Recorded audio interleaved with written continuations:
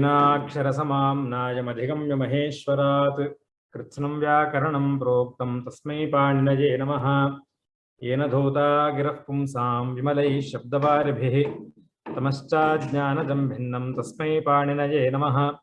वाक्यकारं वररुचिं भाष्यकारं पतञ्जलिं पाणिनिं सूत्रकारं च प्रणतोऽस्मि मुनित्रयम्।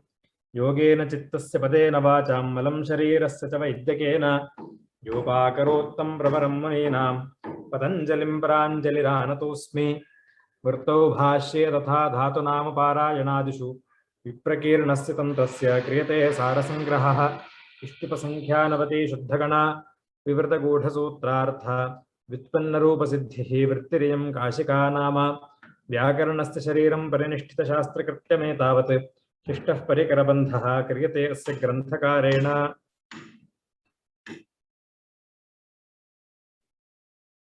त्वातोसन् कसुनः इति सूत्रम् इदानीं प्रवर्तनीयम्। अत्र अव्ययसंज्ञाप्रकरणं प्रारब्धं खलु। स्वरादिनिपातमव्ययं तद्धितश्च सर्वविभक्तिः इति एतत् सूत्रद्वयं पठितम्। तद्धितश्च कृन्मेजन्तः इत्यपि पठितं वा? आं महोदय। कृन्मेजन्तः इति सूत्रस्य अनन्तरम् इदानीं त्वातोसन् कसुनः इति इदं सूत्रम्। तोसुन् प्रत्ययः कसुन् प्रत्ययः एते त्रयः प्रत्ययाः। इत्येवमन्तं त्वान्तं तोसुनन्तं कसुनन्तं च यद्भवति शब्दरूपं तस्य अव्ययसंज्ञा भवति। त्वा तोसुन् कसुन् इत्येवमन्तं शब्दरूपम् अव्ययसंज्ञं भवति इति सूत्रार्थः स्पष्टः। अत्र किम् अनुवर्तते? अव्ययम् इति अनुवर्तते। अत्रापि किं द्रष्टव्यम् इति चेत् तत्र यद्यपि अत्र प्रत्ययग्रहणं कृतं संज्ञाविधिश्च विधीयते संज्ञा च विधीयते तथापि अत्र तदन्तविधिर्न भवति इति या परिभाषा वर्तते सा अत्र न प्रवर्तते इति अस्माभिः बुद्धौ इदम् अवधेयम्। त्वा इत्युक्ते त्वान्तं शब्दरूपम् अव्ययसंज्ञं भवति न तु केवलस्य त्वा प्रत्ययस्य अव्ययसंज्ञा। संज्ञाविधौ प्रत्ययग्रहणे तदन्तविधिर्नास्ति इति पूर्वं श्रुतं खलु। सा परिभाषा अत्र न प्रवर्तते। ओके, अत्र न प्रवर्तते। अत्र तस्याः परिभाषायाः प्रवृत्तिः नास्ति। तेन त्वा इत्युक्ते त्वान्तं गृह्यते, तोसुन् इत्युक्ते तोसुनन्तं गृह्यते, कसुन् इत्युक्ते कसुनन्तं गृह्यते।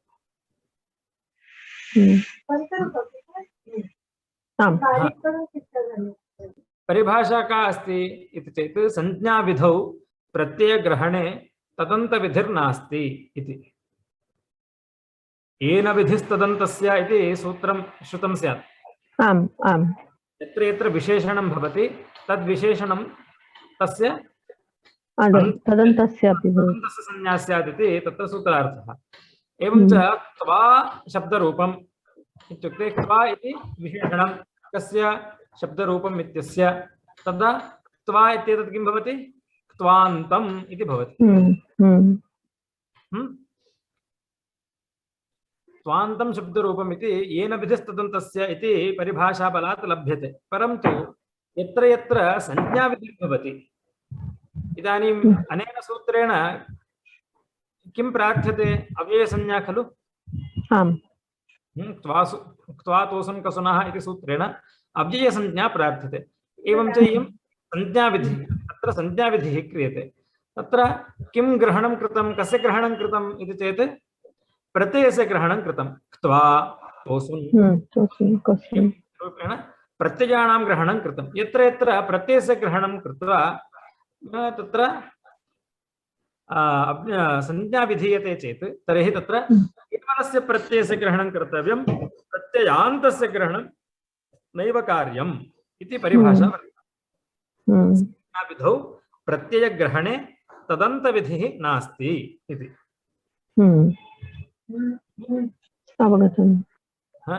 अतः त्वा इत्युक्ते केवलस्य त्वा प्रत्ययस्य एव ग्रहणं स्यात्, परन्तु तथा सति इष्टं न सिद्ध्यति केवलस्य क्त्वा प्रत्ययस्य अव्ययसंज्ञायां सत्यां किमपि प्रयोजनं नास्ति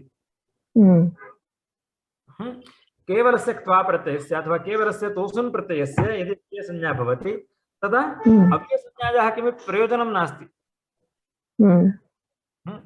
अव्ययादाप्सुपः इति उच्यते अव्ययसंज्ञकादुत्तरस्य आप् प्रत्ययस्य सुप्रत्ययस्य च लुग् भवति इति उच्यते इदानीम् अव्ययसंज्ञा कस्य क्त्वा प्रत्ययस्य परन्तु सुप् कस्मात् उत्पन्ना सुप्रत्ययः कस्मात् उत्पन्नः भवति इति चेत् प्रातिपदिकात् कृदन्तात् उत्पन्नः नास्ति अव्ययात् उत्पन्नः नास्ति सुप्रत्ययः तदा प्रयोजनं न भवति अव्ययात् उत्पन्नस्य सुप्रत्ययस्य लुग् भवति अव्यय अनव्यय समुदायात् उत्पन्नस्य सुपः लुग् न भवति अवगतं वा आं महोदय अतः अत्र केवलस्य क्त्वा प्रत्ययस्य अव्ययसंज्ञायां सत्यं किमपि प्रयोजनं नास्ति इति कृत्वा तदन्तस्यैव ग्रहणं कर्तव्यं त्वा तोसुन् कसुन् इति एवम् अन्तं शब्दरूपम् अव्ययसंज्ञं भवति अवगतं वा आम् पश्यामः उदाहरणानि पश्यामः त्वा प्रत्ययस्य कृत्वा कृत्वा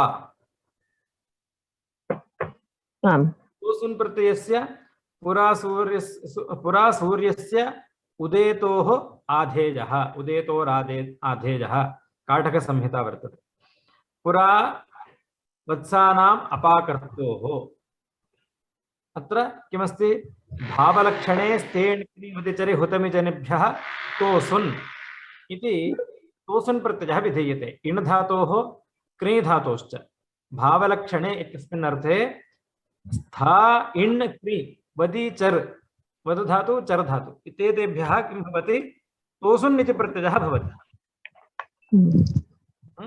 इण् धातोः तोसुन् प्रत्ययः भवति तथा उत्पूर्वकस्य इण् धातोः तोसुन् प्रत्ययः उदेतोः इति रूपम् अपापूर्वकस्य अपपूर्वस्य आङ्पूर्वकस्य च कृ धातोः तोसुन् प्रत्ययः कर्तोः अपाकर्तोः इति रूपम् पश्यामः किं किम् अस्ति तोसुन् प्रत्ययस्य अर्थः किं महोदय तोसुन् इत्यस्य नाम तोसुन् यदा भावलक्षणे अर्थे तोसुन् प्रत्ययः भवति स्त्रीपितृदोः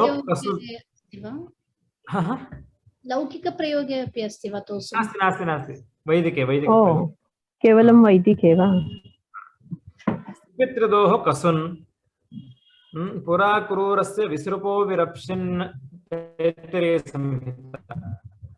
संहिता इति उदाहरणं पुरा जतृभ्य आतृदः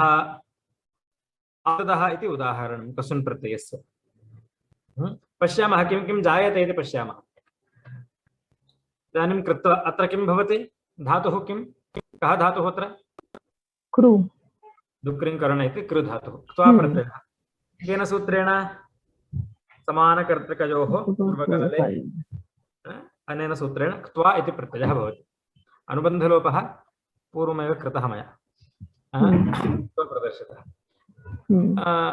त्वा प्रत्ययस्य अनन्तरं त्वा प्रत्यये परे गुणः भवति वा न कुतः चित् अस्ति कृत्वात् न गुणः एवं कृत्वा इत्येव भवति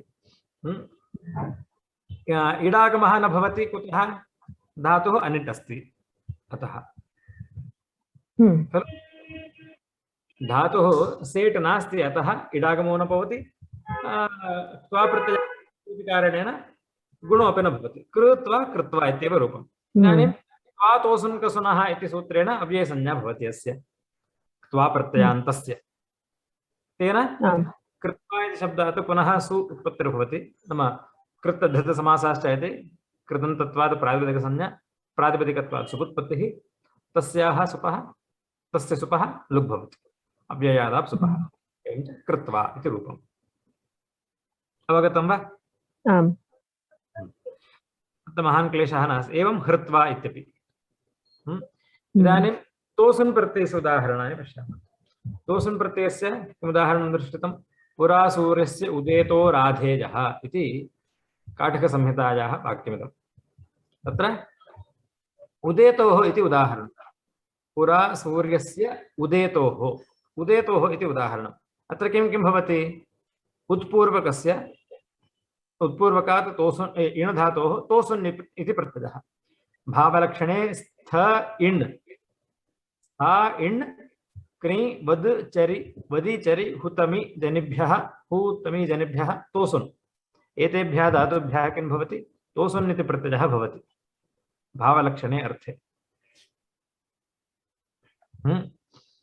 क्रिया लक्ष्यते अनेन इति भावलक्षणं। भावः नाम क्रिया। एवं च तोसन् प्रत्ययस्य किम् अवशिष्यते? तोस्। तोस्।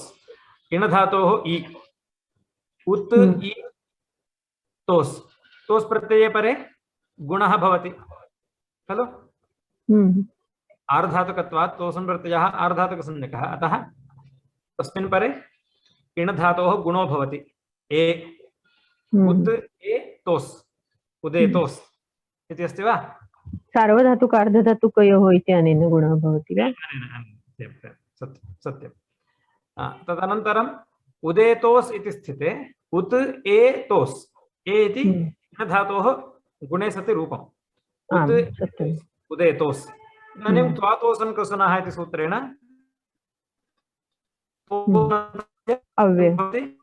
संज्ञा भवति। अव्ययत्वात् किं भवति? सुप्लुक्। उदेतोः इति कृदन्तस्य प्रातिपदिकसंज्ञा, प्रातिपदिकत्वात् सुपुत्पत्तिः, तस्य सुपः लुग् भवति। हेतोः अवगतं वा? आम्। एवं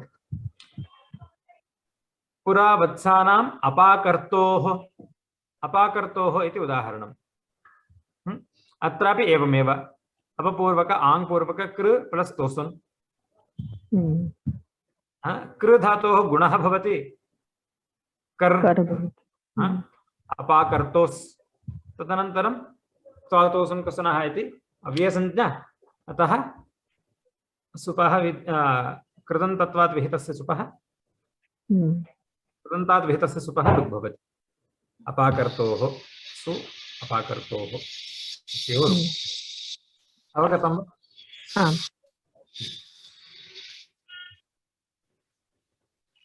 इदानीं कसुन्, कसुन् इत्यस्य अर्थः अपि तदेव वा महोदय? कसुन् इत्यस्य अर्थः भावलक्षणे।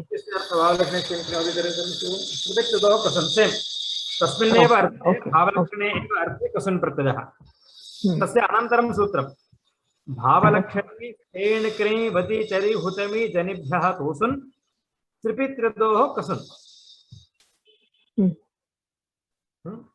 स्त्रिप् अन्यत् तद् इति आभ्यां धातुभ्यां किं भवति? कसुन् इति प्रत्ययः भवति। अत्र स्त्रिप् विपूर्वकस्य विसृपः इति उदाहरणम्। विपूर्वक स्त्रिप् धातोः कसुन् प्रत्ययः भवति। त्रिपित्रिदोः कसुन् इति। कसुन् प्रत्यये परे स्र इति धातोः, स्त्रिप् धातोः किं न भवति? गुणो न भवति। कित् अस्ति इति कृत्वा कित्वात् अस इति तिष्ठति वा? अस इति तिष्ठति। अत्र दोषः जातः, पकारः लुप्तः मया। स्त्रिपलृ इति धातुः स्त्रिप् इति अवशिष्यते। अत्र द्वितीयवाक्ये तत्र दोषः वर्तते। प इति अपि भवितव्यम्। पकारः मुद्रणदोषः, टङ्कणदोषः। विसृप् अस्। तदनन्तरं कसुन् प्रत्ययस्य कित्वात् कित् तेन न गुणः। तदनन्तरं विसृप् अस् विसृपस्। त्वातोसन् कसुनः इति अव्ययसंज्ञा, अव्ययत्वात् कृदन्तात् उत्पन्नस्य सुपः लुग् भवति, विसृपः। पुरा जतृभ्य आतृदः इति, आतृदः इति द्वितीयम् उदाहरणं कसुन् प्रत्ययस्य। आतृदः इति उदाहरणम्। अत्र आ त्रिदिर् कसुन् त्रिदिर्हिंसनम् इति अर्थः। सृपल् इति धातोः गमनम् अर्थः, त्रिदिर् धातोः हिंसनम् इत्यर्थः।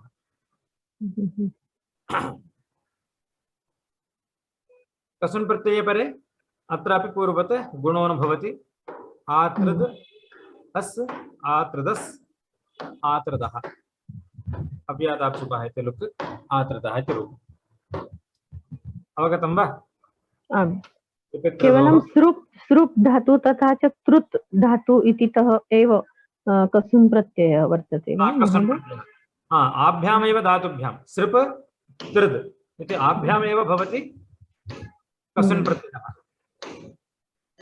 सृपि त्रिदोः कसुन् गुणवारणार्थं कृतमेव। गुणवारणार्थम् अन्यत् ओकारस्य अश्रवणार्थं च। तोसन् प्रत्ययः ओकारादिर्भवति, कसुन् प्रत्ययः अकारादिर्भवति खलु? तोसन् प्रत्ययः ओकारादिः तोस् इत्येव प्रत्ययः, क्षम्यतां, तकारादिः ओकारः च श्रूयते तत्र। अत्र तावत् गुणनिषेधः तात्पर्यम्, अर्थः समानः।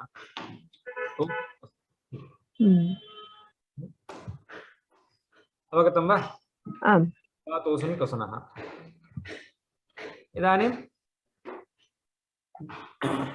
अव्ययीभावश्च इति सूत्रकारः कथम् आरब्धवान् इदं प्रकरणं? स्वरादिनिपातम् अव्ययम् इति आरब्धवान् खलु? स्वरादिनिपातम् अव्ययम् इति अव्ययसंज्ञायाः आदिमं सूत्रं किं? स्वरादिनिपातम् अव्ययम्। तत्र अव्ययसंज्ञा कस्य भवति? तत्र गणपठितानां शब्दानां भवति खलु? तथा च निपातानाम्। आदौ शब्दानां पाठः कृतः स्वरादि इति गणपाठः कृतः। तदनन्तरं किं कृतवान्? प्रत्ययानां ग्रहणं कृतवान्। प्रत्ययान् तस्य संज्ञा भवतु इति कृत्वा तद्धितश्च असर्वविभक्तिः कृन्वेदन्तः त्वातोसन् कसुनः इति उक्तवान्। कथम् आगच्छति? साक्षात् शब्दानां पाठं करोति, तदनन्तरं प्रत्ययानां ग्रहणं भवतु इति वदति। तत्रापि आदौ तद्धितानां ग्रहणं करोति, तदनन्तरं कृदन्तानां ग्रहणं करोति।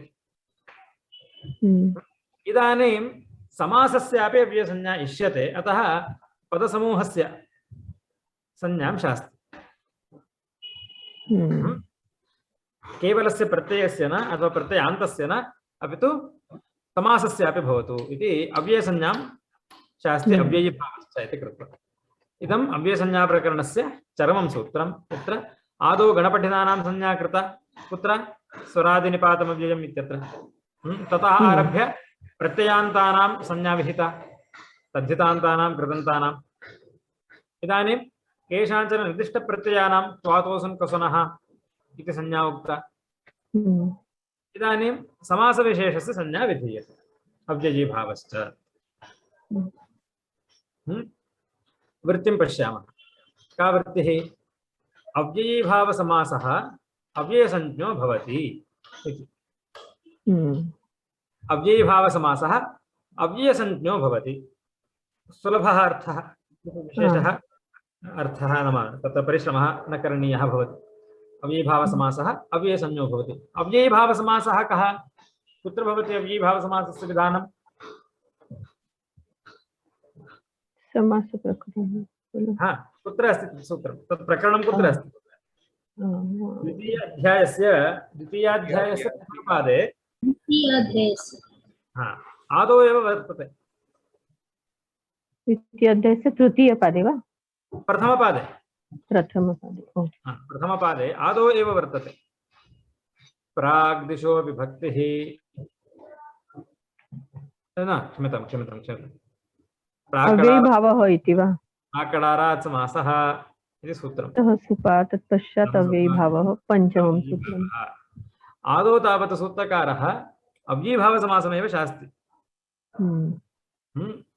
समासविधायकेषु सूत्रेषु आदिमं प्रकरणम् अव्ययीभावसमासप्रकरणमेव वर्तते। तदनन्तरं तत्पुरुषसमासप्रकरणं, तदनन्तरं बहुव्रीहिसमासः, एवं कृत्वा तत्र गच्छति। आदौ तावत् अव्ययीभावसमासस्य विधानं कृतं। तस्य अव्ययसंज्ञा भवति इति अत्र अव्ययीभावप्रकरणे एव अव्ययसंज्ञां न शास्ति। कुतः? समासविधानं करोति खलु। आम् समासविधानं यत्र करोति अव्ययीभावः इति हम्म, तत्रैव अव्ययसंज्ञापि भवति इति न वदति सूत्रकारः। कुतः इति चेत् तत्र एकसंज्ञाधिकारः वर्तते।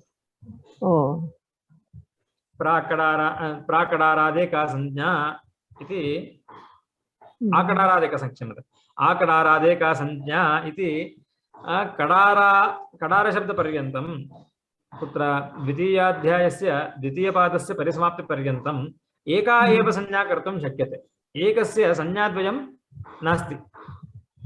हम्म, अतः अन्यस्मिन् प्रकरणे अन्यत्र प्रकरणे अव्ययसंज्ञां शास्ति अव्ययीभावानाम् अव्ययीभावसमासानाम्।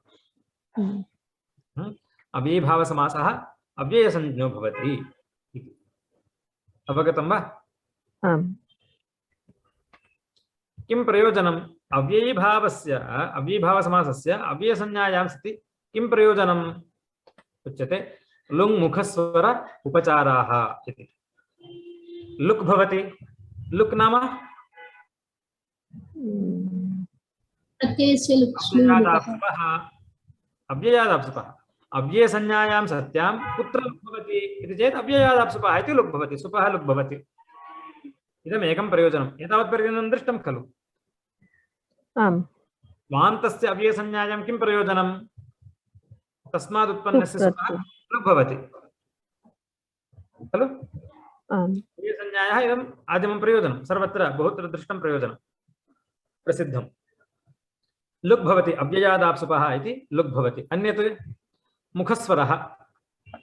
मुखं स्वाङ्गम् इति प्राप्ते नाव्ययदिक्षब्दगोमहत्स्थूलमुष्टिप्रतिवत्सेभ्यः इति एकं सूत्रं वर्तते। तेन तस्य निषेधः भवति। अव्ययस्य अव्ययसंज्ञकात् उत्तरस्य मुखशब्दस्य यः स्वरः प्राप्नोति तद् न भवति इति मुखस्वरस्य निषेधः प्रयोजनम्। मुखं स्वाङ्गम् इति एकं सूत्रं वर्तते। तत्र कश्चन स्वरविशेषः विधीयते। तस्य निषेधः भवति अव्ययादुत्परस्य। तत्र अव्ययसंज्ञाम् उपजीव्य तत्र मुखस्वरस्य निषेधः भवति। तदपि प्रयोजनं। मुखस्वरः अपि प्रयोजनं। मुखस्वरनिषेधः प्रयोजनम् इत्यर्थः। मुखस्वरः प्रयोजनम् इत्यस्य साक्षादर्थः न। मुखस्वरस्य निषेधः प्रयोजनं। मशकार्थो धूमः इति वत्। मशकार्थो धूमः इत्यस्य कः अर्थः? मशकं निवारयितुं धूमः। मशकनिवारणार्थं धूमः। मशकानाम् आधिक्यं भवतु, मशकाः अधिकाः सन्तु इति कृत्वा धूमस्य प्रयोगः न भवति, उपयोगः न भवति। मशकनिवारणार्थम्। एवं मुखस्वरवारणार्थं मुखस्वरप्रयोजनम् इत्युक्ते मुखस्वरः न भवतु इत्येवमर्थम् अव्ययसंज्ञा क्रियते इति। एवम् उपचारः इत्युक्ते विसर्जनीयस्य स्थाने सकारः आदेशः भवति। विसर्जनीयस्य स्थाने सकारः आदेशरूपेण भवति। तस्य सकारस्य उपचारः इति पूर्वाचार्याणां संज्ञा। अच्छा। विसर्जनीयस्य स्थाने यः सकारादेशः पुनः भवति तस्य उपचारः इति संज्ञा। तत्र उपचारनिषेधोऽपि प्रयोजनम्। अव्ययसंज्ञकादुत्तरस्य सकारस्य किं भवति? विसर्जनीयस्य सकारादेशः न भवति इति प्रयोजनं। पश्यामः उदाहरणं एकैकस्यापि दर्शितं वर्तते, तत् पश्यामः। एवं च किं प्रयोजनं? लुङ् मुखस्वर उपचाराः प्रयोजनम्। अव्ययीभावश्च इति सूत्रेण अव्ययीभावसमासस्य अव्ययसंज्ञात्वे एतानि प्रयोजनानि। लुक् मुखस्वर उपचाराः। पश्यामः। लुकः उदाहरणं पश्यामः। उपाग्नि प्रत्यग्नि शलभाः पतन्ति। उपाग्नि शलभाः पतन्ति। अत्र किं भवति? उपाग्नि कः समासः? अग्नेः समीपम्। अग्ने समीपम् इति उपाग्नि। समासविधायकं शास्त्रम् अव्ययं विभक्ति समीप समृद्धि वृद्धि वृद्ध्यर्थाभाव समीप समृद्धि षोडशार्थाः दीर्घ्यर्थाभाव शब्द प्रादुर्भाव पश्चाद्यताणु पूर्वयोगपद्य सादृश्य संपत्ति साकल्यान्त वचनेषु। वचनेषु तत्र समीपार्थे अव्ययीभावः। विभक्ति अन्यत् समीप। समीपार्थे अव्ययीभाव समासः। अग्ने समीपम् इति उपाग्नि। इदानीम् उपाग्नि इति अव्ययीभाव समासः खलु? इदानीम् उपाग्नि इत्यस्य अनन्तरं सु अथवा अत्र अम् विभक्तिः उपयुज्यते। सम्यक् अवगन्तव्यम्। नाव्ययीभावः ततोऽं तु पञ्चम्याः। हा, अम् इति द्वितीया विभक्तिः उपयुज्यते। उपाग्निशलभाः पतन्ति इत्यत्र सु इति विभक्तिः न, वस्तुतः अत्र अम् विभक्तिः। तदनन्तरं का भवति तस्याः विभक्तेः? अव्ययीभावश्च इति अव्ययसंज्ञा भवति, तदनन्तरं तस्य लुक् भवति। एतत् अव्ययीभावसमासस्य अव्ययसंज्ञात्वे इदं प्रयोजनं किं? लुक् भवति। उपाग्निं पतन्ति इति न भवति, अथवा उपाग्निः पतति इत्यपि न भवति। शलभाः पतन्ति, उपाग्निं शलभाः पतन्ति इति न भवति। अत्र वस्तुतः सुविभक्तिर्न, अत्र तु वस्तुतः अम् विभक्तिः स्यात् अस्मिन् वाक्ये। उपाग्निशलभाः पतन्ति इत्यत्र उपाग्नि इत्यत्र कः अर्थः अभिप्रेतः इति चेत् कर्मकारकः। तस्य अम् विभक्तेः लुक् भवति। अवगतं वा? अत्र एवं प्रत्यग्नि इत्यत्रापि एवं च अव्ययीभावसमासस्य अव्ययसंज्ञात्वे लुक् इति एकं प्रयोजनम्। अवगतं वा? इदानीं मुखस्वरः इदानीं सिद्धाः भवन्तु। स्वरविषये कश्चन इदम् एकम् उदाहरणम्। उदात्तः अनुदात्तः स्वरितः इत्येवं तत्र स्वरविषयकः अयं मुखस्वरः। उपाग्निमुखः प्रत्यग्निमुखः। उपाग्निमुखः प्रत्यग्निमुखः। कः समासः उपाग्निमुखः प्रत्यग्निमुखः इति चेत् उपाग्निमुखं यस्य सः उपाग्निमुखः अव्ययीभावगर्भः बहुव्रीहि। अवगतं वा? उपाग्नि इति अग्ने समीपम् उपाग्नि। उपाग्निमुखं यस्य यस्य मुखम् उपाग्नि अस्ति, नाम अग्ने समीपं मुखं यस्य वर्तते, यस्य मुखम् अग्ने समीपं वर्तते स उपाग्नि मुखं यस्य सः उपाग्निमुखः।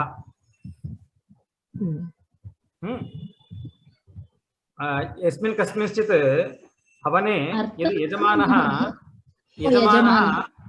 अग्नेः पुरतः उपविशति, स कथं भवति सः इति चेत् उपाग्निमुखो भवति। उपाग्निमुखः यजमानः। इदानीम् उपाग्निमुखः इत्यत्र पूर्वपदं किम्? उपाग्नि। मुखः इति उत्तरपदम्, मुखम् इति उत्तरपदम्। पूर्वपदम् उपाग्नि, उत्तरपदं मुखम् इति। वस्तुतः यदा कदा वा समासः भवति तदा किं भवति? अस्मिन् अत्र स्लैड् मध्ये उदात्तः हरितवर्णेन प्रदर्शितः, रक्तवर्णाङ्कितम् अनुदात्तः हरितवर्णेन प्रदर्शितः, रक्तवर्णाङ्कितम् उदात्तः स्वरितः नीलवर्णेन। एवं पश्यन्तु। इदानीम् उपाग्निमुखः इति समस्तं पदं खलु? उपाग्निमुखं यस्य सः उपाग्निमुखः इत्यत्र समस्तं पदम् उपाग्निमुख इति। अत्र ख इति वर्तते खलु अन्तिमः, सः उदात्तसंज्ञको भवति, उदात्तगुणयुक्तः भवति। केन सूत्रेण इति चेत् समासस्य इति एकं सूत्रम्। कृपया सर्वे अष्टाध्यायी पुस्तकं पश्यन्तु, उद्घाटयन्तु। तत्र षष्ठाध्यायस्य प्रथमपादस्य अन्तिमं सूत्रम्।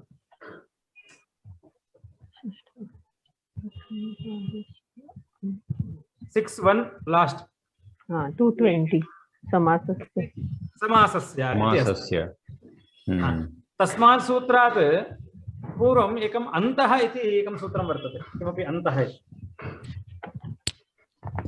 अन्तोवत्याः अन्तोवत्याः, अन्तः इति अनुवर्तते तत्र। अन्तोवत्याः ईवत्याः चौ समासस्य इति सूत्रम्। तत्र अन्तः इति पदम् अनुवर्तते। समासस्य अन्तः उदात्तो भवति इति सूत्रार्थः। समासस्य अन्तः कः समासः? अयं समासः। समासस्य अन्तः कः? खकारोत्तरः अकारः, सः उदात्तो भवति इत्यर्थः। स्वरविषये यदा स्वरस्य सञ्चारः भवति, अस्माभिः तत्र व्यञ्जनानाम् उपेक्षा करणीया भवति। यदा उदात्तस्वरः, अनुदात्तस्वरः, स्वरितः इति एवं स्वराणां विषये चर्चा भवति, तर्हि तदा व्यञ्जनानाम् उपेक्षा करणीया भवति। व्यञ्जनानाम् अनादरः कर्तव्यः। अन्तः इति चेत् सर्वान्तः अच्। अत्र अकारः उकारः आदिमः अच्, द्वितीयः पकारोत्तरः आकारः, अग्नि इत्यत्र इकारः, मुख इत्यत्र उकारः, खकारोत्तरः अकारः। येषु अन्तिमः कः? खकारोत्तरः अकारः, सः उदात्तो भवति इति सूत्रार्थः समासस्य इति। समासस्य सूत्रस्य कः अर्थः? समासस्य अन्तिमः उदात्तो भवति, समासस्य अन्तः उदात्तो भवति इत्यर्थः। अन्तः अन्तावयवः इत्यर्थः। यदा यदा उदात्तः भवति तदा किं भवति? यस्य उदात्तता भवति तं विहाय, तम् उदात्तम् एकं विहाय सर्वम् अनुदात्तं भवति। अयं नियमः। यदा उदात्तः भवति, यत्र उदात्तः भवति तस्मिन् पदे तम् उदात्तं वर्जयित्वा अन्यत् सर्वम् अनुदात्तं भवति इति नियमः। तस्मिन्नेव पादे षष्ठाध्यायस्य प्रथमपादे 152 अथवा 154 सूत्रम्, अनुदात्तं पदम् एकवर्जम् इति सूत्रं वर्तते। पदम् एकवर्जम्, एकं वर्जं पदम् अनुदात्तं भवति। एकम् इत्युक्ते उदात्तम् अथवा स्वरितम्। स्वरितं वा अथवा उदात्तं वा वर्जयित्वा अन्यत् सर्वं किं भवति? अन्यत् पदम् अनुदात्तं भवति। एवं च सर्वम् अनुदात्तं भवति। ऊपाग्निमु एतत् सर्वम् अनुदात्तं भवति। ख इति उदात्तः। अवगतं वा? समासस्य इति अत्र स्वरे प्राप्ते, स्वरे कृते अन्यद् अवशिष्टं सर्वम् अनुदात्तं भवति। इदानीं द्वितीयपादस्य, षष्ठाध्यायस्य द्वितीयपादस्य आदिमं सूत्रम् एकं वर्तते, पश्यन्तु। बहुव्रीहौ प्रकृत्या पूर्वपदम् इति समासस्य सूत्रस्य अनन्तरमिदं सूत्रं। बहुव्रीहौ प्रकृत्या पूर्वपदम्। अयं कः समासः? उपाग्निमुखः इति बहुव्रीहि समासः। बहुव्रीहौ समासे किं भवति? पूर्वपदस्य प्रकृतिस्वरः भवति इति उच्यते। पूर्वपदं किम्? उपाग्नि इति पूर्वपदं। तत्र यः स्वरः तदेव भवति, न तु समासस्य इति अन्तोदात्तः इति। समासस्य सूत्रस्य अपवादसूत्रमिदं। समासस्य इति जनरल सूत्रं सामान्येन विधीयते। तत्पुरुषसमासे, बहुव्रीहिसमासे, अव्ययीभावसमासे सर्वेषां समासानाम् इदं सूत्रं समासस्य इति अन्तोदात्तत्वविधानं सूत्रम्। तस्य अपवादसूत्रमिदं बहुव्रीहौ प्रकृत्या पूर्वपदम् इति। बहुव्रीहौ प्रकृत्या पूर्वपदं किं वदति? बहुव्रीहौ समासे पूर्वपदं प्रकृत्या तिष्ठति इत्युक्ते पूर्वपदस्य या प्रकृतिस्वरः इत्युक्ते पूर्वपदं किमस्ति? उपाग्नि। उपाग्नि इत्यत्र कः समासः अस्ति वा अथवा केवलं पदं वा तत्? केवलं पदम्। उपाग्नि इत्यपि समासः खलु? अव्ययीभावसमासः। अव्ययीभावसमासः। अच्छा, अव्ययीभावसमासस्य कः स्वरः भवति? समासस्य अनेन सूत्रेण अन्तिमस्वरः इत्युक्ते अव्ययीभावसमासे अपि ग्नि इत्यत्र इकारः प्रकृतिस्वरः खलु? उपाग्निशब्दस्य कः स्वरः इति चेत् अन्तोदात्तस्वरः, अन्त उदात्तः। सः तिष्ठति, न तु समासस्य इति खकारोत्तरः अकारः इति बहुव्रीहो प्रकृत्या पूर्वोक्तं शास्त्रम्। अवगतं वा? बहुव्रीहौ समासे पूर्वपदस्य प्रकृतिस्वरः भवति इति उच्यते। पूर्वपदं किम्? उपाग्नि। तत्र स्वरः भवति, तत्र यः स्वरः तस्य शब्दस्य पूर्वपदस्य यः स्वरः सः तिष्ठति इत्युक्ते खकारे विद्यमानः उदात्तः इदानीं ग्नि इत्यत्र इकारे गच्छति। अच्छा। यदा इकारे उदात्तः तदा अन्यत् सर्वम् अनुदात्तम्। उप इति अनुदात्तं, मुख इति एतदपि अनुदात्तो भवतः। अवगतं वा? बहुव्रीहो प्रकृत्या पूर्वपदम्। एवं स्थिते अत्र अन्यत् सूत्रं वर्तते, मुखं स्वाङ्गम् इति। कुत्र अस्ति इदं सूत्रं? षष्ठाध्यायस्य द्वितीयपादस्य मुखं स्वाङ्गं नाम यदिक्षब्दगोमः 166 अथवा 167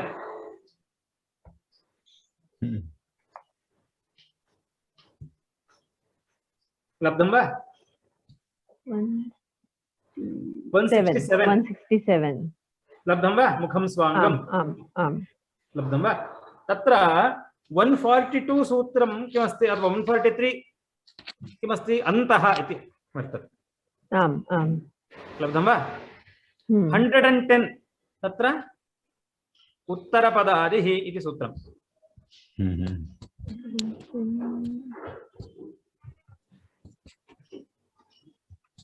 110 उत्तरपदादिः निष्ठोपसर्ग तस्य अनन्तरं सूत्रं 111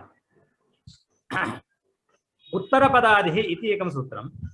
तस्मात् सूत्रात् उत्तरपदम् इति अनुवर्तते, उत्तरपद इति अनुवर्तते। 142 मध्ये अन्तः इति वर्तते, उत्तरपदस्य अन्तं भवति। एतदुभयम् अत्र आगच्छति, मुखं स्वाङ्गम् इत्यत्र। मुखं स्वाङ्गम् इत्यस्मिन् सूत्रे 167 इत्यत्र अत्र एकम् अन्यदपि सूत्रं वर्तते। किं? बहुव्रीहौ इदम् एतद्भ्यः प्रथमपूर्णयोः क्रियागणने 162 लब्धं वा? तस्मात् सूत्रात् बहुव्रीहौ इति अनुवर्तते। नाम बहुव्रीहौ समासे उत्तरपदं कीदृशं स्यात्? मुख शब्दान्तं स्यात्। उत्तरपदं मुखरूपं स्यात्। मुखम् उत्तरपदं यदि मुखं भवति तत् कीदृशं मुखं? स्वाङ्गवाची यदि भवति। स्वाङ्गवाची इत्यस्य को अर्थः? शरीरावयवः इत्यर्थः। मुखशब्दस्य प्रधानम् इत्यपि अर्थः वर्तते खलु? तस्मिन् अर्थे यदि मुखशब्दः वर्तते, प्रधानार्थे मुखशब्दः वर्तते, तर्हि न भवति। यदा स्वाङ्गं शरीरावयवः मुखं, तदा किं भवति? उत्तरपदे विद्यमानस्य मुखशब्दस्य किं भवति? अन्तोदात्तं भवति इति सूत्रम्। उत्तरपदं कथमस्ति? अत्र मुखरूपमस्ति, मुखम् इति उत्तरपदं खलु? अन्यच्च स्वाङ्गम् अपि वर्तते, शरीरावयववाची खलु? उपाग्निमुखः इत्यत्र मुखशब्दस्य कः अर्थः? शरीरावयवः खलु मुखम्। फेस् इत्येव अर्थः, चेहरा। अयमेव अर्थः मुखशब्दस्य, न तु प्रधानः, मुखिया, प्रधान, ये अर्थ नहीं मुख शब्द का। स्वाङ्गवाची है एवं उत्तरपदे विद्यते मुखम, तदा किं भवति? तस्य उत्तरपदस्य अन्त उदात्तो भवति। बहुव्रीहौ समासे बहुव्रीहो प्रकृत्या पूर्वपदम् इति पूर्वपदस्य प्रकृतिस्वराये प्राप्ते तस्य अपवादसूत्रमिदं मुखं स्वाङ्गम्। यदि मुखशब्दम् उत्तरपदं भवति, मुखशब्दोत्तरपदं भवति, अन्यच्च मुखशब्दस्य स्वाङ्गवाचिता भवति, तदा उत्तरपदस्य अन्तः उदात्तो भवति, न तु पूर्वपदस्य अन्तिमः, न तु पूर्वपदप्रकृतिस्वरः। इदानीं कुत्र आगतम् उदात्तः कुत्र आगतः? इदानीं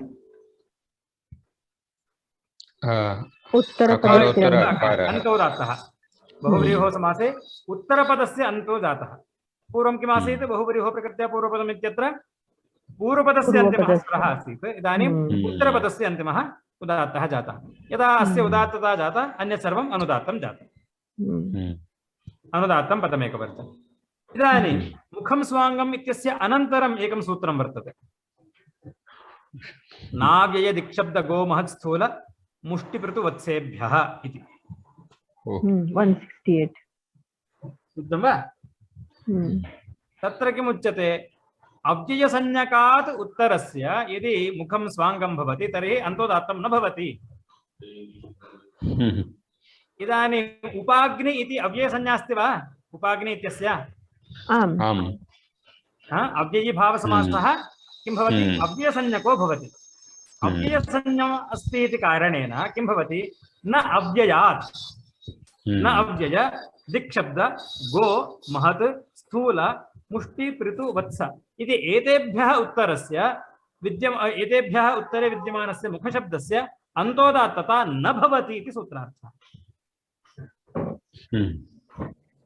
अवगतं वा? अवगतम्। इदानीम् उपाग्नि इत्यस्य अव्ययसंज्ञायां सति किं भवति? मुखस्वरः यः प्राप्तः, मुखं स्वाङ्गम् इत्यस्मात् मुखस्वरः यः प्राप्तः स इदानीं निषिध्यते खलु? इदानीम् अस्मिन् निषेधे जाते कुत्र भवति? इदानीं किं प्राप्नोति? इदानीं बहुव्रीहो प्रकृत्या पूर्वपदम् इति प्राप्ते तस्य बाधकं मुखं स्वाङ्गम्। इदानीम् अस्यापि निषेधः नाव्ययादिक्शब्द इति सूत्रेण क्रियते। तर्हि इदानीं किं भवति? बहुव्रीहो प्रकृत्या पूर्वपदम् इत्येव भवति। सामान्यं सूत्रं बहुव्रीहो प्रकृत्या पूर्वपदम्, तस्य अपवादसूत्रं मुखं स्वाङ्गम्, तस्यापि पुनर्निषेधः क्रियते नाव्ययदिक्शब्द गो महत्स्थूल इति। इदानीम् अपवादे निषिद्धे उत्सर्गः प्रवर्तते।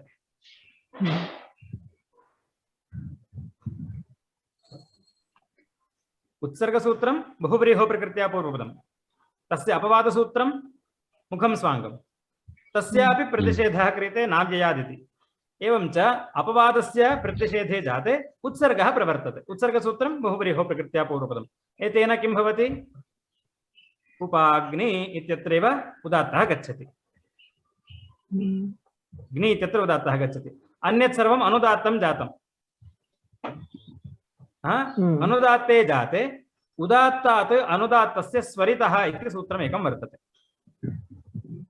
उदात्तात् अनुदात्तस्य स्वरितः इति। उदात्तः कुत्र वर्तते?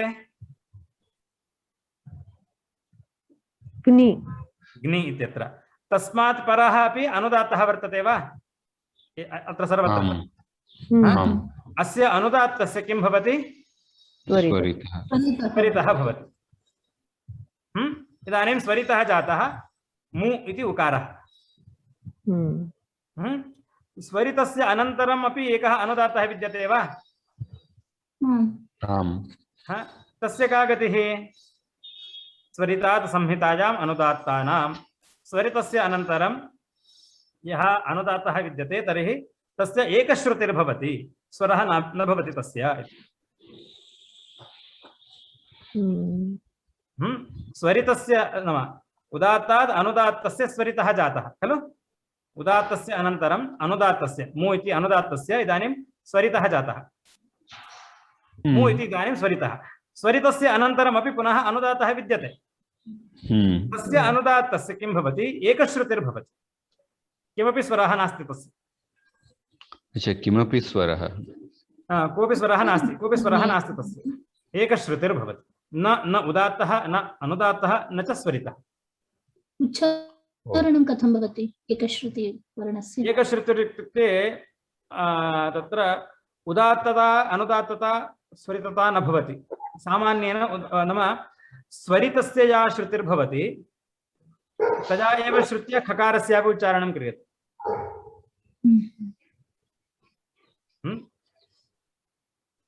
यथा वयम् उच्चारणं कुर्मः।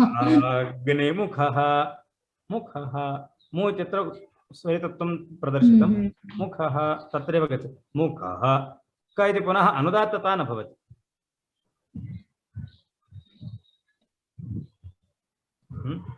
या श्रुतिः स्वरितस्य भवति तया एव श्रुत्या खकारस्यापि नाम एकश्रुतेरपि श्रवणम् उच्चारणम् एवम्। अवगतं वा? हाँ। ये जो फोर्थ स्टेप में ककारोत्तर अकारः का अंतोदात्तम न भवति।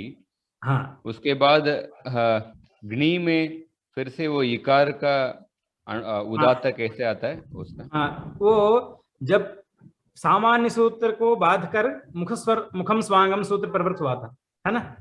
हाँ हाँ, सामान्य सूत्र क्या था? बहुव्रीहि समास में पूर्व पद का जो अंतिम स्वर है वो हो, पूर्व पद में जो प्रकृति स्वर है वो हो। यहाँ पूर्व पद क्या है? उपाग्नि, जिसका स्वर क्या है? अंत उदात्त। हाँ, तो उसके प्राप्त होते हुए उसको बाधकर सूत्र प्राप्त हुआ मुखम स्वांगम। उसने क्या किया? उस सूत्र ने किया कि जो स्वांगवाची मुख शब्द है वो उदात्त को प्राप्त होगा, वो अंतुदात्त को प्राप्त होगा, न कि पूर्व पद का प्रकृति स्वर। तो बहुव्रीहौ समासे यत् सूत्रं प्रवृत्तं तं बाधित्वा मुखं स्वांगम् इति प्रवृत्तम्। बहुव्रीहो प्रकृत्या पूर्वपदम् इति सूत्रं बाधित्वा तत्र मुखं स्वांगम् इति सूत्रं प्रवृत्तम्। इदानीं तस्यापि निषेधः क्रियते नाव्ययदिक्शब्दगो महत्स्थूल इति। इदानीं मुखं स्वांगम् इति नास्ति, अस्मिन् विषये मुखं स्वांगम् इति नास्ति, तर्हि किं सूत्रं प्रवर्तेत? उत्सर्गसूत्रम्। उत्सर्गसूत्रं किं? बहुव्रीहो प्रकृत्या पूर्वपदम्।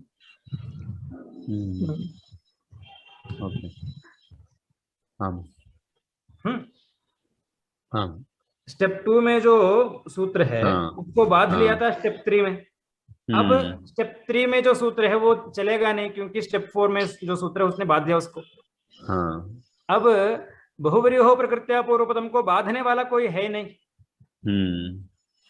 मुखम स्वांगम जो था उसको हमने बांध लिया नाव्यादिक शब्द को महत्स्थूल इस सूत्र से। यदा अपवाद सूत्रम अन्ये निषेध सूत्रेण तद् बाधितं भवति तदा उत्सर्गस्य प्रवृत्तौ क्लेशः नास्ति।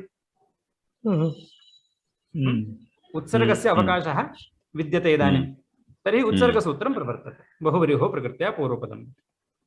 अतः ग्नि इत्यत्रैव पुनः उदात्तः गच्छति। अवगतं वा? एवं च मुखस्वर बाधनार्थम् अव्ययसंज्ञा क्रियते। मुखं स्वांगम् इति सूत्रस्य प्रवृत्तिं बाधयितुम् अव्ययसंज्ञा क्रियते। एवं च मुखस्वरः अपि प्रयोजनम्। मुखस्वरः प्रयोजनम् इत्युक्ते मुखस्वर निषेधः प्रयोजनम् इत्यर्थः। अवगतं वा? अवगतम्। इदानीम् उपचारः। उपचारो नाम विसर्गस्थानिकस्य सकारस्य उपचारः इति संज्ञा।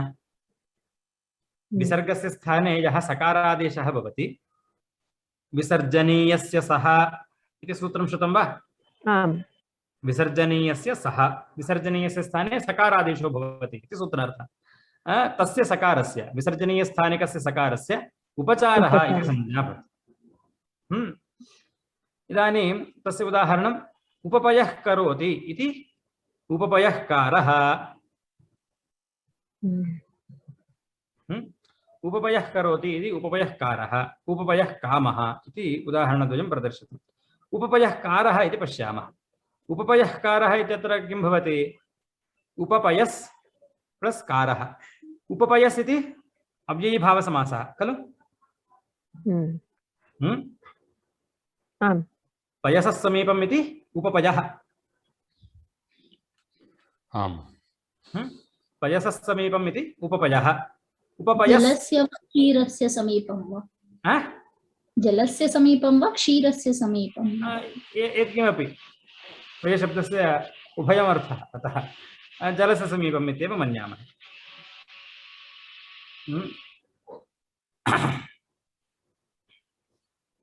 जलस्य समीपं किमपि करोति। उपपयः कारः।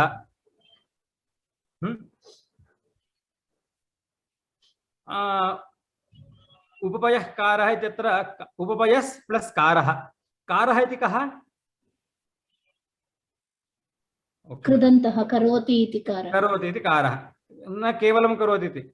उपपयः करोति इति उपपयः कारः, कर्मणि अण्। कुम्भं करोति इति वत्। कुम्भं करोति इति कुम्भकारः इति यथा भवति, एवं उपपयः करोति इति उपपयः कारः। अवगतं वा?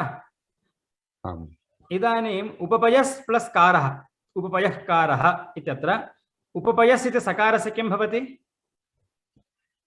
विसर्जनीयस्य न ससजुषोरुः। तदनन्तरं किं भवति? विसर्गः। केन सूत्रेण? करवसानयो विसर्जनीयः। इदानीम् अतः कृकमिकंसकुम्भपातकुशाकर्णीषु अनव्ययस्य इति विसर्जनीयस्य नित्ये सत्वे प्राप्ते अनव्ययस्य इति पर्युदासः। तेन कुप्वोः कुप्वो च इति जिह्वामूलीयः उपपयः कारः। तत्र अष्टाध्यायी मध्ये अष्टमाध्यायस्य तृतीयपादं पश्यन्तु। एतत् सर्वं तत्र विद्यमानं वर्तते।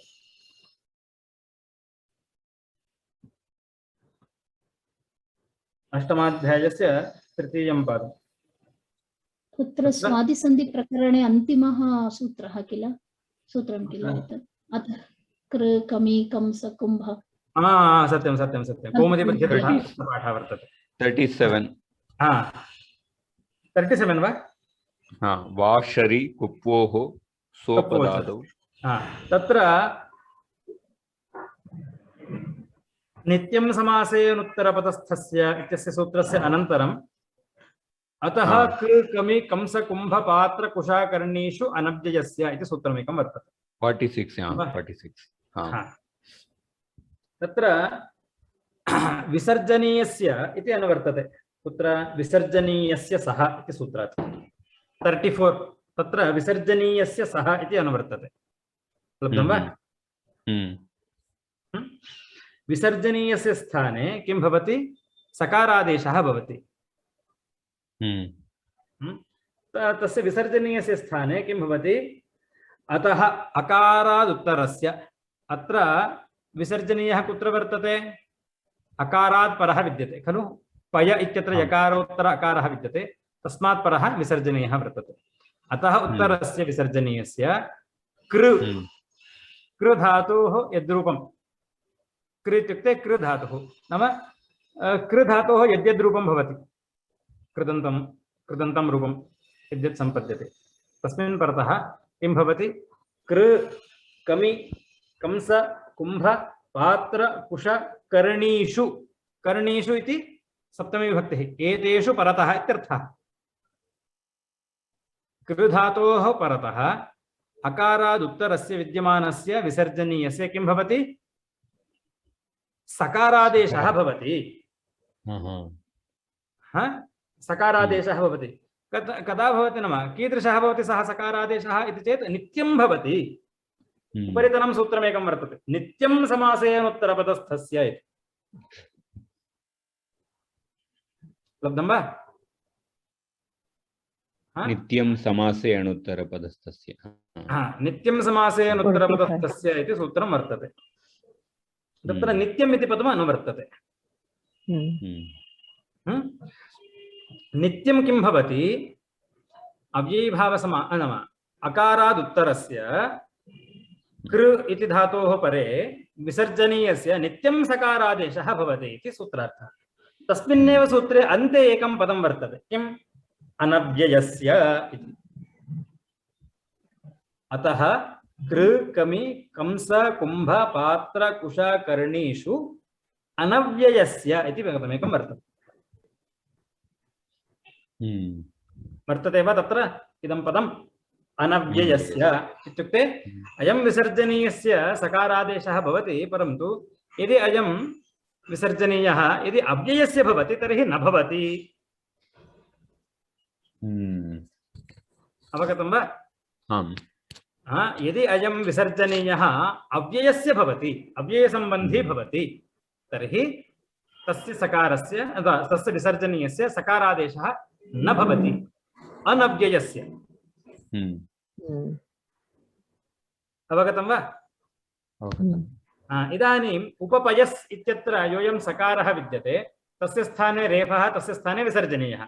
इदानीम् अस्य विसर्जनीयस्य सकारादेशः प्राप्तः, अतः कृकमि कंस कुम्भ इति। तस्मिन्नेव सूत्रे अनव्ययस्य इति एकं पदं योजितं सूत्रकारेण। तर्हि प्राप्ते अनव्ययस्य इति निषेधः पर्युदासः क्रियते। इत्युक्ते विसर्जनीयः भवति, विसर्जनीयस्य स्थाने सकारादेशः भवति, यदि अयं विसर्जनीयः अव्ययसम्बन्धी भवति चेत् तर्हि न भवति। अयम् अव्ययसम्बन्धी अस्ति वा? आम्। अव्ययसंज्ञा कस्य अस्ति? उपपयस् इत्यस्य अस्ति। उपपयः इति तावत् उकारादारभ्य विसर्जनीयपर्यन्तम् अव्ययसंज्ञा अस्ति। अव्ययसम्बन्धी अयं विसर्जनीयः, तस्य सकारादेशः न भवति। सकारादेशे निषिद्धे किं भवति? कुप्पोः कप्पो च इति सूत्रं वर्तते। विसर्जनीयस्य किं भवति? ककारे परतः कवर्गे परतः जिह्वामूलीयः आदेशो भवति। ककारः वर्तते खलु, कवर्गः। कुप्पोः कवर्गपवर्गयोः परयोः विसर्जनीयस्य स्थाने जिह्वामूलीयः उपध्मानीयश्च आदेशो भवतः। कवर्गः अत्र वर्तते कारः इति, तस्मिन् कवर्गे परे विसर्जनीयस्य स्थाने जिह्वामूलीयः आदेशः भवति। उपयः कारः इति। एवं च विसर्जनीयस्य स्थाने यः उपचारः प्राप्तः, नाम सकारादेशः प्राप्तः, स इदानीम् अव्ययत्वात् निषिद्धः भवति। अव्ययत्वात् निषिद्धो भवति सः सकारादेशः। विसर्जनीयस्य स्थाने यः उपचारः प्राप्तः, उपचारो नाम सकारादेशः, विसर्जनीयस्थानिकस्य सकारस्य उपचार इति संज्ञा। नाम उपचारे प्राप्ते, सकारादेशे प्राप्ते तस्य निषेधः क्रियते अव्ययत्वात्।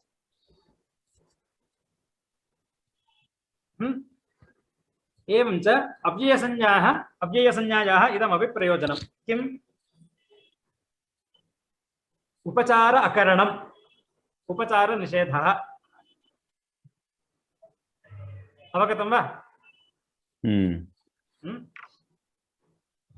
लुक् तावत् विधिरूपेण प्रयोजनं, मुखस्वरः निषेधरूपेण प्रयोजनम्, उपचारः अपि निषेधरूपेण प्रयोजनम्, उपचारस्य निषेधः अपि प्रयोजनम्। एवं वा? अवगतं वा? लुङ् मुखस्वर उपचाराः प्रयोजनम् इत्युक्तं। तत्र अव्ययत्वात् लुक् सिद्ध्यति, अव्ययसंज्ञा अस्ति, अतः अव्ययभावात् उत्तरस्य सुप्पः लुक् भवति अव्ययत्वात्। अतः तदनन्तरं मुखस्वरः न प्राप्नोति, अव्ययीभावसमासः अस्ति इति कारणेन तस्य अव्ययसंज्ञा भवति। अव्ययत्वात् किं भवति? मुखस्वरः न भवति, न अव्ययदिक्शब्दगोमः स्थूल इति मुखस्वरस्य निषेधः भवति। एवम् अव्ययत्वात् विसर्जनीयस्य सकारादेशः नाम उपचारः सः अपि न भवति। अत्र विधिः प्रयोजनम्, अव्ययत्वात् लुकः विधानं प्रयोजनम्, अतः विधौ प्रयोजनं, विधिः प्रयोजनं भवति। अनयोः तावत् मुखस्वर उपचारयोः विषये तावत् यत् कार्यं विद्यते, मुखस्वर विधानम् अथवा विसर्जनीयस्य स्थाने सकारस्य आदेशरूपं कार्यं, तदुभयं निषिद्धं भवति। एतदुभयं न भवति, कुतः? अव्ययमस्ति इति कारणेन। अतः अस्य निषेधः प्रयोजनम्। अव्ययत्वात् मुखस्वरस्य निषेधः, अव्ययत्वात् विसर्जनीयस्य च निषेधः। एवं च अनयोर्विषये तावत् निषेधः प्रयोजनम्, अस्मिन् विषये तावत् लुक् सिद्धिः प्रयोजनम्। अवगतं वा? आं महोदय। अव्ययीभावस्य अव्ययसंज्ञायां किं प्रयोजनम् इति पृष्टे लुङ् मुखस्वर उपचाराः प्रयोजनम् इत्युक्तं। तत्र एवं तस्य प्रयोजनम् अवगन्तव्यम्। अस्तु, इदानीं प्रकरणस्य अस्य पाठेन किं प्रयोजनम् इति एकम् अयं विषयः चर्च्यते। नाम एतत् सूत्रम् अव्ययसंज्ञायाः चरमं सूत्रं खलु। अव्ययीभावश्च अस्मात् सूत्रस्य अस्मात् सूत्रादनन्तरम् अन्यत् सूत्रं प्रवर्तते। किं? श्री सर्वनामस्थानम् इति अन्यत् सूत्रम्, अन्यत् प्रकरणम् आरभ्यते सूत्रकारः। इदं तावत् प्रकरणस्य अन्तिमं सूत्रम्, अव्ययसंज्ञाप्रकरणस्य अन्तिमं सूत्रम् अव्ययीभावश्च इति। एतत् सूत्रं किमर्थम् अथवा एतत् प्रकरणं नाम स्वरादिनिपातमव्ययम् इति सूत्रमेकं विहाय तद्धितश्च सर्वविभक्तिः कृन्मेजन्तः त्वातोऽसुन् कसुनः अव्ययीभावश्च इति एतत् सूत्र किमर्थं पठ्यते, किमर्थम् एतेषां सूत्राणां पाठः इति आक्षिपति। किमर्थम् इति चेत् तद्धितश्च सर्वविभक्तिः कृन्मेजन्तः त्वातोऽसुन् कसुनः अव्ययीभावश्च इति एतेषां सूत्राणां पाठः किमर्थः पठितः, कुतः? यतोहि तसिलादयः तद्धित एधच् पर्यन्तः शस्तसि कृत्वसुच सुच आस्थालौ च्यर्थाश्च अम् आम् कृन्मकारान्तः सन्ध्यक्षरान्तः त्वातोऽसुन् कसुनः अव्ययीभावश्च इति एतत् सर्वं स्वरादिगणे अपि पठितः वर्तते। स्वरादिगणे स्वर प्रातर् इति अव्ययानां नाम स्वरादीनां शब्दानां पाठः कृतः खलु।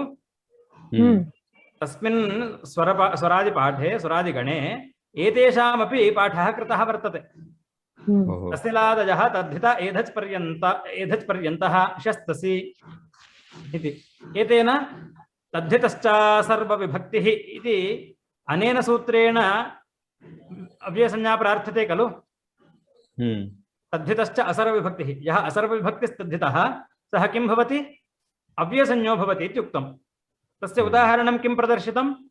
ततः, यतः, तत्र, यत्र इति एतत् सर्वं तद्धितश्च असर्वविभक्तिः सूत्रस्य उदाहरणरूपेण प्रदर्शितं। तत् अत्र नाम स्वरादिपाठे अपि विधीयते।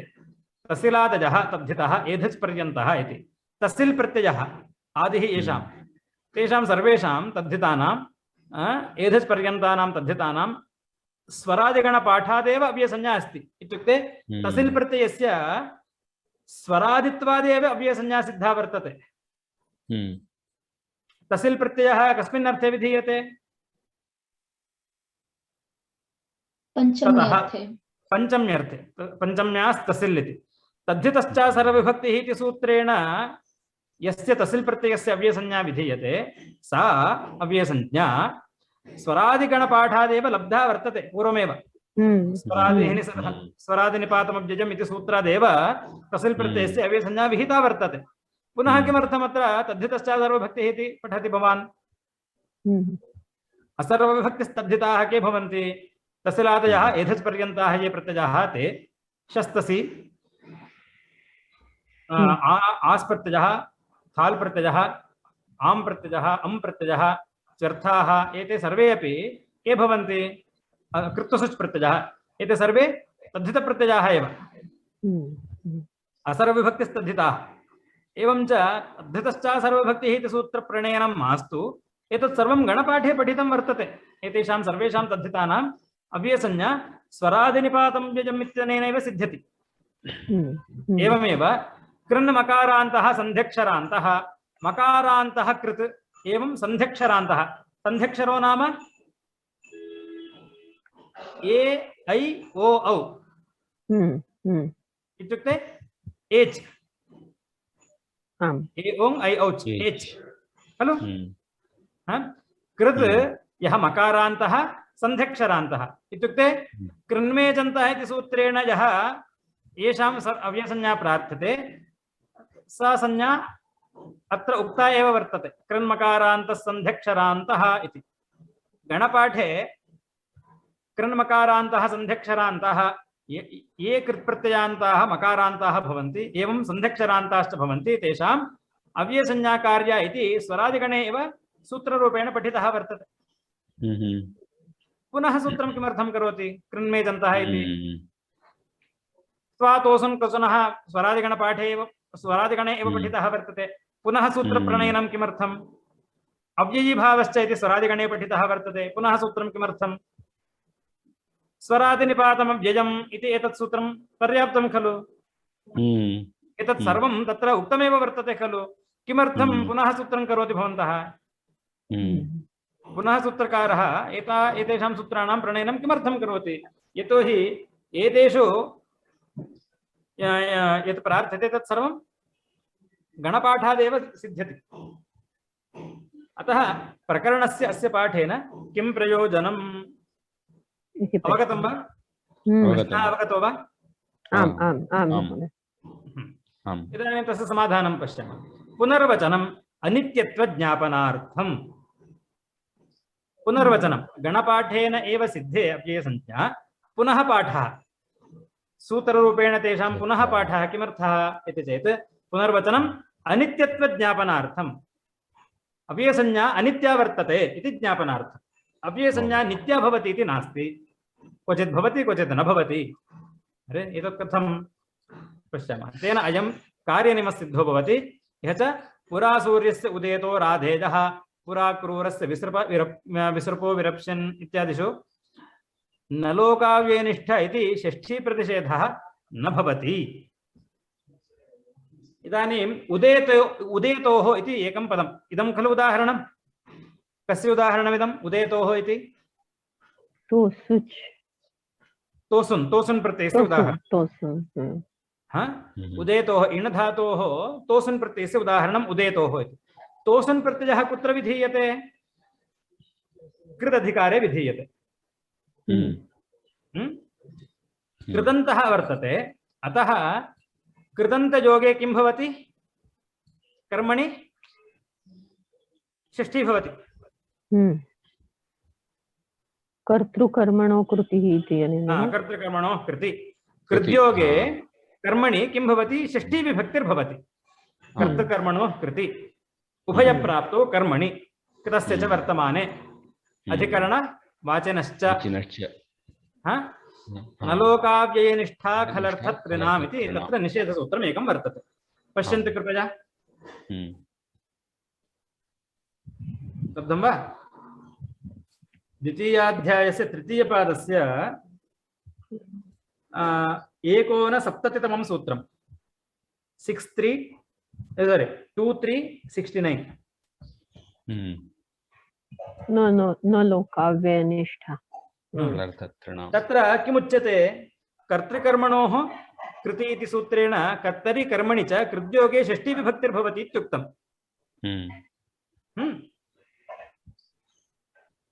परन्तु अव्ययस्य योगः भवति चेत् तर्हि किं भवति?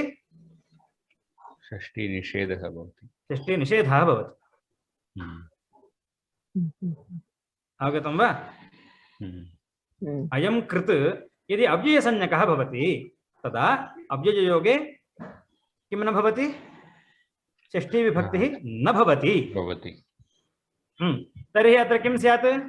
पुरा सूर्यमुदेतोः इति स्यात्। उदेतोः इति अव्ययं खलु। उदेतोः इति अव्ययं कृच्च कृदन्तश्च।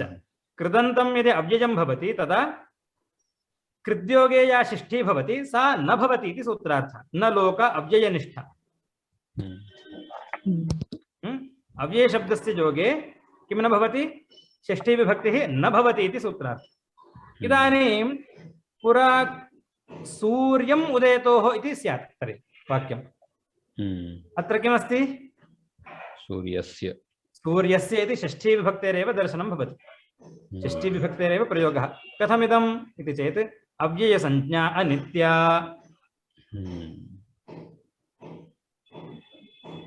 इत्युक्ते स्वरादिगणे पाठे कृते अपि पुनः विधानम् अस्ति तेषाम् इति चेत् सा क्वचित् भवति न भवति इति ज्ञापयितुम्।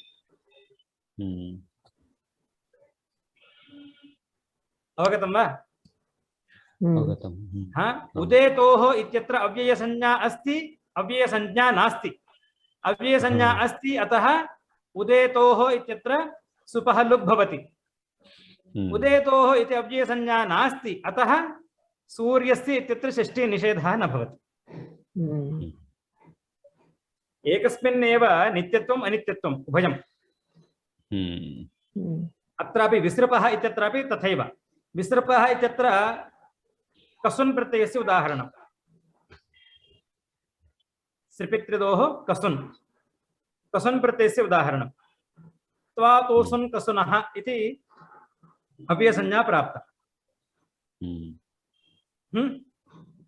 त्वातोसुन् कसुनः इति स्वरादिगणे पाठे कृते अपि पुनः सूत्रं करोति सूत्रकारः त्वातोसुन् कसुनः इति। तस्य किं ज्ञापकम् इति चेत् अव्ययसंज्ञाया विधीयते, सा अनित्या अस्ति। अव्ययसंज्ञा अनित्या अस्ति, अतः विसृप इत्यत्र सुपः लुक् भवति अव्ययत्वात्। अव्ययसंज्ञा नास्ति इति कारणेन क्रूरस्य इत्यत्र षष्ठी विभक्तिरपि भवति। षष्ठी विभक्तेः निषेधः न भवति। अवगतं वा? अवगतम्। अव्यय संज्ञा होगी, अव्यय संज्ञा नहीं भी होगी। ये एक कार्य नियम है।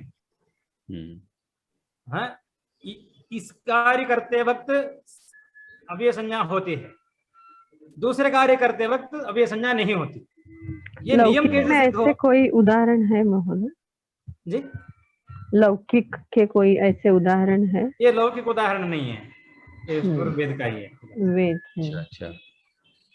पुरा सूर्यस्य उदयतो राधेयः, पुरा क्रूरस्य विसृपः। हाँ अस्ति। एकं सूत्रम् अस्ति किल, कृदधिकारे एव उपपदम् अतिङ् तत् नः, तत्रोपपदं सप्तमी स्तम्। तदपि अनित्यः किल? तदपि अनित्यमिति वा? अनित्यं न, किं सूत्रं तत्? सर्वं विस्मृतवती।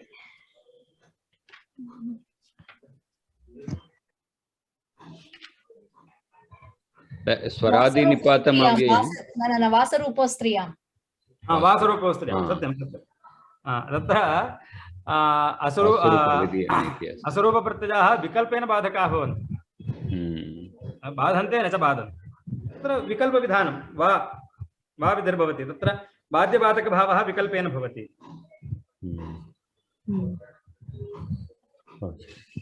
अन्यच्च इदानीम् उपपयः इति वर्तते खलु। उपपयस्य इति पदस्य अव्ययसंज्ञा अस्ति, अव्ययीभावश्च इति सूत्रेण। अव्ययसंज्ञा अस्ति इति कारणेन अकच् प्रत्ययः कर्तुं शक्यते वा? अकच् प्रत्ययः केन सूत्रेण भवति? कस्मात् सूत्रात् भवति अकच् प्रत्ययः? अव्यय सर्वनाम्नाम् अकच् प्राक्तेः। अव्यय सर्वनाम्नाम् अकच् प्राक्तेः इति सूत्रेण अकच् प्रत्ययः कर्तुं शक्यते वा इति चेत् न भवति। उपपयः शब्दात् अल्पः इत्यस्मिन् अर्थे अथवा अज्ञातादि अर्थे अकच् प्रत्ययः कर्तव्यो वा इति चेत् अकच् प्रत्ययः कर्तुं शक्यते वा अव्ययसंज्ञा अस्ति इति कारणेन इति चेत् अकचादि कर्तव्ये, अकच् प्रत्ययादि कर्तव्ये अव्ययसंज्ञा नास्ति।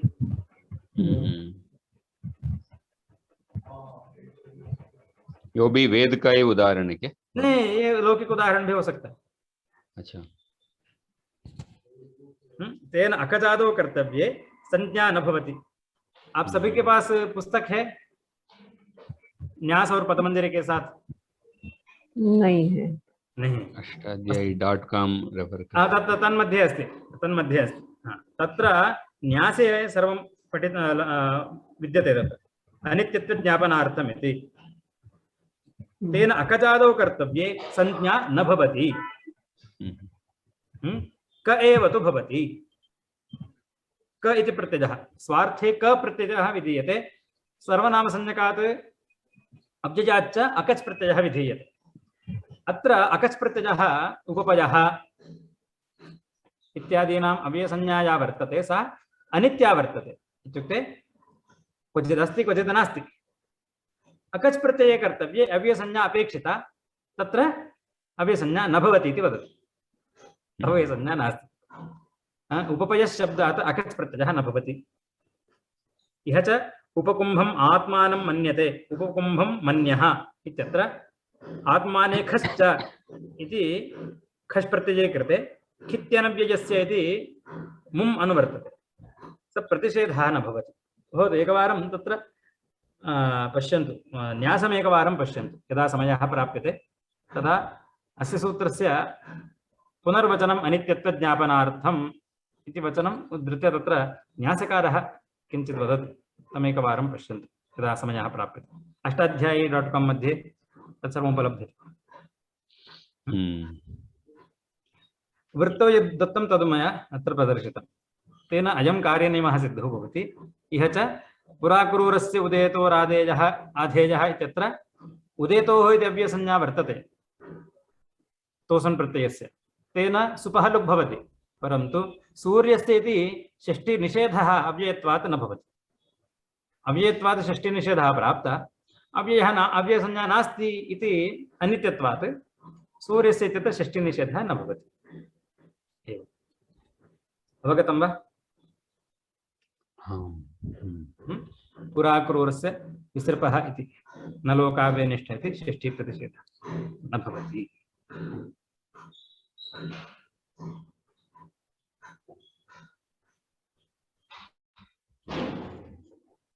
एवं च अव्ययसंज्ञा अत्र परिसमाप्ता भवति। श्रीसर्वनामस्थानं सुडनपुंसकस्य इति एतत् सूत्रद्वयं वर्तते। श्वः अवकाशः विद्यते वा? सायंकाले अथवा रात्रौ विद्यते महोदय। विद्यते वा? 8:30 कर्तुं शक्यते वा? शक्यते महोदय। शक्यते चेत् सर्वैः शक्यते चेत् सूचयन्तु। सूत्रद्वयं तावत् अर्धघण्टा परिमितः कालः अपेक्षितः। अर्धघण्टा वा पादोन 1 घण्टा वा तावदेव।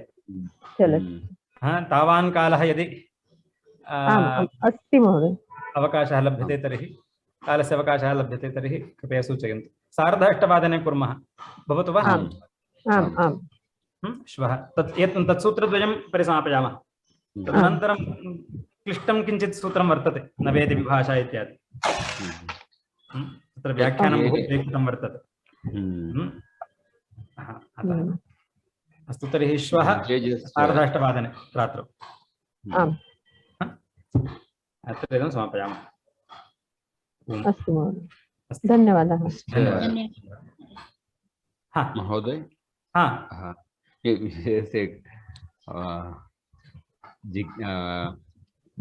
curiosity, that's a small question. Just एक स्वर के लिए हमने 5-6 सूत्र देगा एक्चुअली, वो जो एग्जाम्पल। जी जी प्रैक्टिकल इसमें हमको कैसे इसका what is the benefit of? नहीं, ऐसा उपयोग भी हुआ करता था। उपाग्निमुखः इत्यत्र वही क्या होता है कि जब भी हम शब्दों का प्रयोग करते हैं ना, उसमें एक क्यों जरूर होता है ना? अरे क्या एवं यदा प्रयोगः भवति तदा अरे इत्यत्र स्वरितः भवति।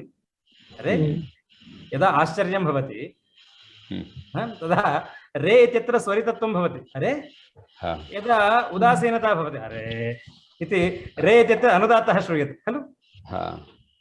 लोके तथा व्यवहारः अस्ति वा न वा? अस्ति वा? काकु इति कथ्यते खलु? काकु इत्यादि।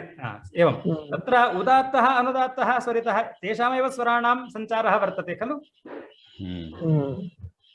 अरे यदा आश्चर्यं भवति, अरे यदा ग्लानिर्भवति, अरे इति रे इत्यत्र अनुदात्तः भवति। लोके वर्तते स्वराणां प्रयोगः, परं तत्र अवधानं नास्ति अस्माकं। या भाषा इदानीम् उपयुज्यते तत्रापि स्वराणां प्रयोगः वर्तते, परन्तु अस्माकम् अवधानं नास्ति तत्र। अवधानं मतलब अवधानं नाम जागरूकता, अस्माकं तत्र गमनं नास्ति, भानं aware, we are not aware of. अतः स्वराणां सञ्चारः अस्ति इत्यत्र अस्माकम् अवधानं नास्ति, we are not aware of स्वरास्। दो वि हेव् दि स्वरास्, यद्यपि तत्र स्वराणां प्रयोगः वर्तते तथा अस्माकं तत्र गमनं नास्ति।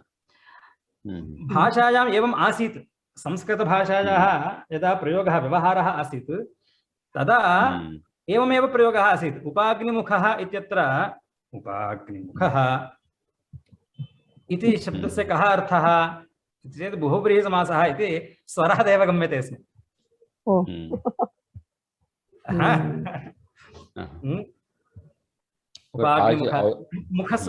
मुखस्वरः यदि वर्तते तर्हि मुखशब्दस्य यदि स्वाङ्गवाचने नास्ति इति मन्यामहे। यदि मुखशब्दस्य प्रधानता इति अर्थः, तदा मुखस्वरस्य सञ्चारः भवति वा? न। प्रधानम् इत्यस्मिन् अर्थे मुखं स्वाङ्गं न सञ्चरति खलु, तदा अस्य सञ्चारः भवति वा? नाव्यदिक्शब्दको महत्स्वल इति न भवति, तस्यापि न भवति। तदा किं कस्य स्वरस्य सञ्चारः भवति? बहुव्रीहो प्रकृत्या पूर्वपदम् इत्यस्य, एवं वा? तत्रापि क्वचित् स्वराद्भानं भवति, क्वचित् स्वराद्भानं न भवति। यतोहि अत्र मुखं शब्दस्य स्वाङ्गवाचिता अस्ति वा मास्तु वा, तत्र अव्ययसंज्ञायाः एतत् प्रयोजनं सर्वं वर्तते। यदि अव्ययसंज्ञा नास्ति इति मन्यामहे तदा किं भवति? उपशब्दस्य स्वरं भवति। उपाग्नि इत्यत्र उकारे स्वरः भवति, न तु उपाग्नि इत्यत्र। एवं तत्र लोके अपि स्वरस्य सञ्चारः अस्ति, परम् अस्माकं तत्र अवधानं नास्ति तदेव। यदा तादृशः परिसरः भवति चेत्, यदा अस्माभिः सर्वैरपि संस्कृतस्य व्यवहारः क्रियते, संस्कृतेन व्यवहारः प्रारभते, तर्हि प्रारभ्यन्ते तदा अस्य उपयोगः दृश्यते, स्वराणामपि सञ्चारः तथा दृश्यते। Means we use it, but we don't know this is a udatta, anudatta or swarita or something. उदात्तत्वेन ज्ञानं नास्ति, उदात्तस्य ज्ञानम् अस्ति, परन्तु यत्र प्रयुज्यते तत्र उदात्ततया अस्य वर्णस्य प्रयोगः जायते इति अवधानं नास्ति खलु। उदात्तस्य प्रयोगः साधु क्रियते अस्माभिः। उदात्त को उदात्त के रूप से ही हम बोल रहे हैं, परंतु इसको उदात्त के रूप में ध्यान नहीं है। ये उदात्त ही है, इस रूप से ज्ञान नहीं है। और आज एक श्रुति वो बोले थे, ये उदात्त अनुदात्त स्वरित तीनों भी नहीं है, ये तो तीनों के वो नहीं होता है। एक श्रुति दूरात् संबुद्धौ इति सूत्रम्, एक श्रुति दूरात् संबुद्धौ, दूरात् संबुद्धौ स्थिति एक श्रुतिर्भवति इति सूत्रं तत्। एतेषां त्रयाणामपि स्वराणां तत्र अभावः भवति। कथं तस्य उच्चारणं भवति महोदय, दूरात् संबुद्धौ एकश्रुति इत्यस्य? इत्युक्ते अरे न्यूट्रल तथैव एवं नास्ति भवति।